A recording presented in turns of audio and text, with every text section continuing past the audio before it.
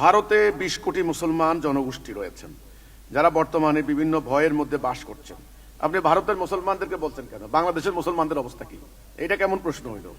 ভয়ের মধ্যে বাস করছেন, আবার বাংলাদেশে অন্তত 8% হিন্দু ধর্মাবলম্বী আছেন, তারাও ভয়ের মধ্যে বাস করছেন। এই ভয় দূর করার কোনো উপায় আছে কি? আশা করি জানাবেন। না, কোনো তাবিজে কাজ হবে না। ভয় দূর করার জন্য আমাদের এখানে আমাদের হুজুরা ফু দেয়, জিনভূত যেন চলে যায়, রাতের বেলায় লাভ দিয়ে উঠে ভয়ে আতঙ্কে। ওই ইন্ডিয়া তো ওখানে পুরোহিতরা ওরকম ভাবে মন্ত্র দেয়, দিয়া ধোঁয়া টোয়া দিয়া একটা ভয় দূর করায়। লাভ হবে না ভাই, কোনো মন্ত্রে লাভ হবে না, কোনো দোয়া কালামে লাভ হবে না, ভয় দূর হবে না। কোরআনের শব্দ আছে খাউফ। খাউফ মানে ভয়। বাবা আদম মা হাওয়া যখন দুনিয়াতে আসলেন তখন ইবলিসের ষড়যন্ত্রের ফলে কিন্তু এটা হয়েছে। ইবলিস কিন্তু বলেছিল, তোমার দেওয়া আদমকে আমি সিরাতুল মুস্তাকিমে থাকতে দেব না। এটা আতঙ্ক সৃষ্টি করবে, একটা অশান্তি সৃষ্টি করবে, ফাসাদ সাবাকুদ্দিমা করাবে। বাবা আদম তখন ভীত সন্ত্রস্ত হলেন, ভয় করলেন। আল্লাহ কিন্তু আয়াত নাযিল করলেন, কি বললেন? ফাইম্মা ইয়াতিয়ান্নাকুম মিন্নি হুদা ফামান তাবিআ হুদায়া ফালা খাউফুন আলাইহিম ওয়া লাহুম ইয়াহজানুন। এই যে ভয়, খাউফ মানে ভয়। আমি হেদায়া দেব। হেদায়া মানে রাইট ডাইরেকশন, সঠিক পথ নির্দেশনা আল্লাহ দিবেন। হেদায়া কোনো শয়তান দিতে পারে না। হেদায়া হলো জান্নাতের পথ। দেখেন আল্লাহ বললেন আমি হেদায়া দেব, যারা এই হেদায়ার আনুগত্য করবে তাদের কোনো ভয় নাই, তাদের কোনো চিন্তা নাই। এখন ভারতের মুসলমান আপনারা ভয় আছেন, আমাদের এখানে হিন্দুরা ভয় আছে। আমরা কি খুব খুশিতে আছি নাকি? আমরাও তো আতঙ্কে আছি, ভয় আছি। কে কখন মবের শিকার হয়? আসলে এই ভয় মানব জাতির মধ্যে কায়েম করে রেখেছে ইবলিস, শয়তান। এখন ইবলিসটা কে? সবাই তো ভালো মানুষ, ফেরেশতা। ইবলিসটা কে? ইবলিসটা কে? তারে কে চিনবে? কে চিনাবে? কে? তার লক্ষণ কি? সবারই তো দোকান কান আছে, নাক আছে, ভাত মাছ খায়, সবাই তো দেখছি একই রকম। তা আমি ভারত, বাংলাদেশ, হিন্দু, মুসলমান, পাকিস্তানি, যাই বলেন, নেপালি, আপনার হলো বৌদ্ধিস্ট, বৌদ্ধ ধর্মের যে বলেন না কেন ভাই, সবাইকে আমি একটা স্বনির্বন্ধ অনুরোধ করব। আপনারা সবাই মিলে বর্তমানে একটা জীবন ব্যবস্থার প্র্যাকটিস করছেন। রাষ্ট্র ব্যবস্থা, এটা ব্যবস্থা, সিস্টেম অফ লাইফ, এটাকে ইসলামের ভাষায় বলে দিন। এটা প্র্যাকটিস করছেন। এটা পশ্চিমাদের তৈরি করা বস্তুবাদী, ভোগবাদী একটা ব্যবস্থা। এখানে রাষ্ট্র পরিচালনার ক্ষেত্রে, অর্থনীতি, রাজনীতির ক্ষেত্রে আল্লাহ, ঈশ্বর, ভগবানের কোনো জায়গা নাই, আল্লাহর কোনো জায়গা নাই। এখানে রাজনৈতিক দর্শন হলো ধর্মনিরপেক্ষতাবাদী দর্শন। ধর্ম রাষ্ট্রীয় জীবনে আসতে পারবে না, ওটা ব্যক্তি জীবনে থাকুক। আপনি বিশ্বাস করেন, আপনি মন্দিরে থাকেন, গির্জা থাকেন, মসজিদ থাকেন, দুর্গাপূজা করেন, ঈদ করেন, বড়দিন করেন, আপনি বাইবেল পাঠ করেন, কোরআন পাঠ করেন, বাস রাষ্ট্র চলবে আমাদের আইনে। এই যে একটা জাহিলি নীতি, এটা পশ্চিমারা কায়েম করেছে। ফলে নীতি, নৈতিকতা, ভব্যতা, মানবতা, মানবাধিকার সব গায়েব হয়ে গিয়েছে। এখন এই ভোগবাদী জীবন দর্শন অনুসরণ করতে করতেই এই ভারতের রাজনীতি ধ্বংস, আমাদের এখানে রাজনীতি ধ্বংস। এই রাজনীতিক জালেমরা এটা ব্রিটিশদের থেকে ডাপ্পাবাজি শিখেছে। ব্রিটিশরা 300 বছর আমাদেরকে শাসন করেছে, শোষণ করেছে। এক সময়ের সমৃদ্ধ ভারতবর্ষ লুণ্ঠন চালিয়েছে। আজকে ওরা সম্পত্তির পাহাড়ের উপর ইউরোপে বসে বসে লম্বা লম্বা বুলিয়া ওড়ায়, আর আমাদের সন্তানগুলি যায় ওখানে কামলা খাটে সংসার চালানোর জন্য। এখন বলে কি ওরা জ্ঞানে, বিজ্ঞানে, প্রযুক্তিতে অনেক দূর আগায় গেছে। আগাবে না কি করবে? জ্ঞান বিজ্ঞান অর্জন করা কি সোজা কথা? আমরা ভাতের জন্য এখনো আন্দোলন করি। এই যে আমরা যখন এরশাদ বিরোধী আন্দোলন করলাম, আমার মনে আছে, তখন আমাদের নেতারা নির্বাচনী মাঠে বক্তব্য দিলেন, এ লড়াই ভাত খাওয়ার লড়াই, ভাতের লড়াই। আমরা এখনো ভাত খাওয়ার লড়াই করতেছি। জ্ঞান বিজ্ঞান কিভাবে আমরা করব? ওরা চাঁদের দেশে যায়। আপনি কি জানেন ওদের এই বৈজ্ঞানিক পরীক্ষাগুলির পিছনে কত ট্রিলিয়ন ট্রিলিয়ন ডলার ব্যয় হয়? আকাশ পাড়ি দিচ্ছে, কত বিলিয়ন বিলিয়ন ডলার ব্যয়। তো কাজেই সম্পদ লাগে, অর্থ লাগে, এটা ওরা লুণ্ঠন করে নিয়ে গেছে। আমরা তো এখনো ভাতের জ্বালায় অস্থির। আমাদের বাচ্চা কাচ্চার কোনো ভাতই নাই এখন পর্যন্ত। আমাদের বাবা মারা বাচ্চাদের একটু 18-19 বছর হইলে তাকে বিদেশ পাঠাই দেয়, আগামী দিন সংসার কেমনে চলবে এই টেনশনে অস্থির। তাহলে এই ভারতবর্ষের, বাংলাদেশ, ভারত, হিন্দু, মুসলমান, খ্রিস্টান, বৌদ্ধ, আমি আপনাদেরকে বলতে চাই, আপনারা ওখানে মুসলমানরা আতঙ্কিত, ওখানে ধর্মের নামে রাজনীতি হচ্ছে। এখানে হিন্দুরা আতঙ্কিত, ধর্মের নামে অপরাজনীতি হচ্ছে। এখন এটা থেকে ভয় দূর করতে হলে কি করবেন? কোরআনের ওই আয়াত, ফাইম্মা ইয়াতিয়ান্নাকুম মিন্নি হুদা ফামান তাবিআ হুদায়া ফালা খাউফুন আলাইহিম ওয়া লাহুম ইয়াহজানুন। আল্লাহ হেদায়া পাঠিয়েছেন। হেদায়া মানে কি? রাইট ডাইরেকশন, সঠিক পথ নির্দেশনা, গন্তব্যে যাওয়ার সঠিক পথ। এটার নাম হেদায়া। এটা কে দিয়েছেন? আল্লাহ দিয়েছেন। এটা বিশ্বাস করি আমরা। হিজবুত তাওহীদকে দেখেন আপনারা, হিন্দুরা, বৌদ্ধরা, মুসলমানরা, আপনারা হিজবুত তাওহীদকে দেখেন।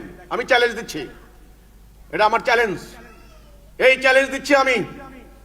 কোন হিজবুত তাওহীদ অনলাইনে অফলাইনে কোন হিন্দু ভদ্রলোককে বা ভদ্র মহিলাকে কোনদিন অপমান করেছে বা গালি দিয়েছে বলে কোনো প্রমাণ দেখাতে পারবেন না কেউ? যদি প্রমাণ দেখাতে পারেন, আমি নিজে সরি বলবো, আমার ওই সদস্যকে আমি সরি বলাতে বাধ্য করব। আর তা না হলে আমি ওকে হিজবুত তাওহীদ থেকে বের করে দেব। বলতে পারবেন না, দেখাতে পারবেন না।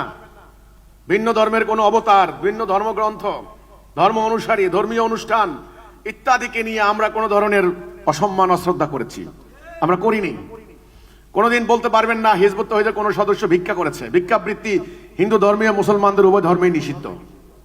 কোনদিন বলতে পারবেন না চুরি করেছে, ডাকাতি করেছে, অন্যায় করেছে, অপরাজনীতি করেছে, কোনদিন বলতে পারবেন না।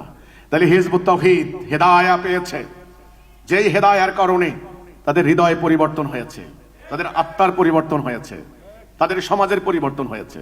এই হিজবুত তাওহীদ যেই কর্মসূচি নিয়ে কাজ করছে, যেই দিন প্রতিষ্ঠার প্রস্তাব করছে আমরা আমাদের প্রস্তাবিত রাষ্ট্র ব্যবস্থায়, সেখানে কি ধরনের ব্যবস্থা আমরা করছি? আপনারা ঢালাও ভাবে ইসলামের সমালোচনা করলে তো হবে না। আমরা আমাদের মুসলমানদের মধ্যেও ইসলাম সম্পর্কে সম্যক ধারণা না থাকার কারণে আজকে তারা সন্দিহান যে আমাদের ইসলাম বোধহয় এরকম মারামারি গুনাগুনির ধর্ম। তারা নিজেরাই কনফিউজড। আর অন্য ধর্মের লোকেরা তো দোষারোপ করে যে তোমাদের ধর্ম উগ্রতা শিক্ষা দেয়, অপরাজনীতি শিক্ষা দেয়, তোমাদের ধর্ম বিজ্ঞানের বিরোধিতা করে, নারী প্রগতির অন্তরায়, ইত্যাদি ইত্যাদি। নো, ওটা ধর্ম নয়, ধর্মের নামে অধর্ম। অধর্ম। দেখেন কোরআন শরীফ সূরা নূরের 55 নম্বর আয়াত, আল্লাহ কি বলছেন? যদি তোমরা ঈমান আনো, আমলে সালেহ করো। আগে ঈমান। ঈমানটা কি? আল্লাহর বিধান ছাড়া কারো বিধান মানি না, এটা দাড়ি টুপি ঈমান না। আল্লাহর হুকুম ছাড়া কারো হুকুম মানি না, এটা ঈমান। এই ঈমান আনার পরে আমলে সালেহ, লা ইস্তাকলিফান্নাহুম ফিল আরদ। ঈমান আনলো, আমলে সালেহ করলো। আমলে সালেহ কি? আমলে সালেহ নেক আমল, খাঁটি আমল, উত্তম আমল, ভালো আমল। আমল মানে কাজ। চুরি করা ভালো কাজ, মিথ্যা বলা ভালো কাজ, ধোঁকা দেওয়া ভালো কাজ, আমার মতের সঙ্গে মিললো না অন্যকে কোপা, এটা কি ভালো কাজ? No no. এই ঈমান এবং আমলে সালেহ যারা করবে, সূরা নূরের 55 নম্বর আয়াত, আল্লাহ বলছেন তাদেরকে খেলাফত দিব এবং ভয় ভীতি দূর করে দিয়ে নিরাপত্তা দেব। তাহলে ভয় ভীতি দূর করার উপায় কি? ঈমান আনা, হেদায়েতের অনুসরণ করা, রাইট গাইডেন্স, ডিভাইন গাইডেন্স, আল্লাহর পক্ষ থেকে পাঠানো পথের অনুসরণ করা। তা আমি হিন্দু এবং মুসলমান উভয় পক্ষকে বলতে চাই, হিজবুত তাওহীদের বইগুলি পড়েন, স্টাডি করেন। আমাদের বাহ্যিক দৃশ্য দেখলে আপনি মিলাইতে কষ্ট হবে আপনার।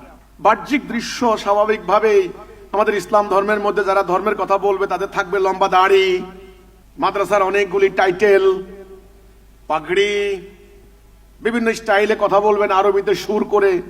এখন এগুলা যদি মিলাইতে যান তাহলে মিথ্যার ভিড়ে হারিয়ে যাবেন। এগুলা দিয়েই কিন্তু ধর্মের নামে বহু অধর্ম হয়েছে। আমি ওগুলাকে কিন্তু কোনো অ্যাঙ্কার করছি না, বাট ওগুলার আড়ালে বহু কিছু হয়েছে। ওগুলা মিলাতে যাবেন না, দেখবেন আমাদের কর্ম, আমাদের বক্তব্য, আমাদের কাজ, আমাদের আমল।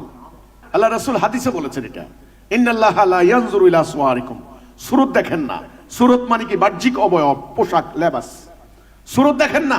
ওই হাদিসে আছে, তিনি বলেছেন আমি দেখি তোমাদের আমল এবং নিয়ত, কলবের মধ্যে কি আছে এবং আমল কি। এখন আমি নির্বাচন আসছে, আমি আমার কর্মীদেরকে বললাম হিন্দুদের মন্দির পাহারা দে। হিন্দুদের সামনে যাইয়া গীতা পাঠ করা শুরু করলাম।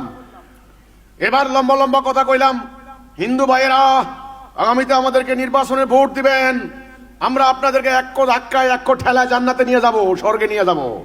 আপনাদের কোনো চুরি হবে না, কিচ্ছু হবে না, আপনাদের নিরাপত্তা থাকবে। ঈশ্বর, আল্লাহ, ভগবান, তিনি কি তোমার হৃদয় দেখেন না?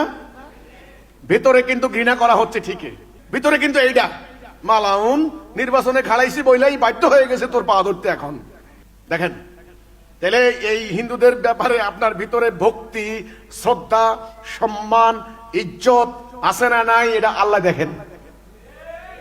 আল্লাহ দেখেন। এই জন্য আল্লাহ বলছেন আমারে লেবাস দেখাইস না।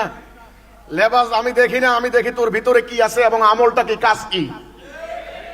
এবার যখন নির্বাচন চলে যায়, নির্বাচন যদি শেষ হয়ে গেল, যদি ওই প্রার্থী এবার ফেইল করে, আল্লাহ আল্লাহ করে 1 নাম্বার দোষ হইল হিন্দুগ।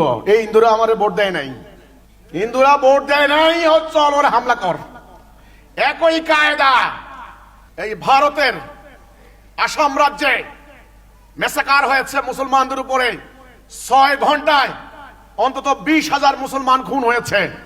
আজ থেকে কয়েক দশক আগে এই নির্বাচন নিয়ে, নির্বাচনের পরের দিন রাও তুলে দিল এই মুসলমানরা আমাদেরকে ভোট দেয় নাই, অবিশ্বাস ভোট দেয় নাই, এরা আমাদেরকে ভোট দেয় নাই, এরা কংগ্রেসের ভোট দিছে, ইত্যাদি ইত্যাদি। বাস, মেসাকার হত্যাকাণ্ড, হায় রে হায়। এই হত্যাকাণ্ডের নাম আছে এগুলো আসামে। আসামের পাহাড়িরা কুপি কুপি হত্যা করেছে মুসলমানদেরকে, নারীদেরকে বেজ্জত করেছে। এখানেও সেম। তো আমার কথা হলো, হিন্দু এবং মুসলমান একই বৃন্তে দুটি ফুল। হিন্দু এবং মুসলমান, আপনারাও ভগবান বিশ্বাস করেন, পরকাল বিশ্বাস করেন, স্বর্গ নরক বিশ্বাস করেন, ভালো মন্দ বিশ্বাস করেন, ধর্ম অধর্ম বলে বিশ্বাস করেন। আমরাও আল্লাহ বিশ্বাস করি, পরকাল বিশ্বাস করি, জান্নাত জাহান্নাম, হেদায়া দলালা বিশ্বাস করি। এই ভারতবর্ষ দীর্ঘকাল ধরে শাস্ত্রীয় বিধান দ্বারা পরিচালিত হয়েছে। যখন সত্য যুগ, তারপরে দাপর যুগ, ত্রেতা যুগ, এগুলি আপনারা জানেন। এখন আপনারা যে পাশ্চাত্য বস্তুবাদী ভোগবাদী মানুষের তৈরি ব্যবস্থার অনুসরণ করছেন, আমরাও করছি। ফলে ভয়, আতঙ্ক, নিরাপত্তাহীনতা সৃষ্টি হয়েছে। ডাকাতের ভয়, ধর্মগুরুদের ভয়, রাজনৈতিক নেতার ভয়, আন্তর্জাতিক চক্রান্তকারীদের ভয়, অ্যাটম বোমার ভয়, সকল ভয় আপনাদেরকে ঘিরে ধরেছে। আগুন লাগলে কলকাতার বাবুরাও শান্তি পাবেন না, আর আমাদের মিয়া সাহেবরাও শান্তি পাবেন না। এই জন্য এই পার বাংলা ওই পার বাংলা নয়, একটা জাতি আমরা, মানব জাতি, আমরা ভাই ভাই। আমরা এই সত্যের অনুগত হব, অধর্মের বিরুদ্ধে আমাদের সংগ্রাম থাকবে। হিজবুত তাওহীদ শান্তির রূপরেখা প্রস্তাব করছে।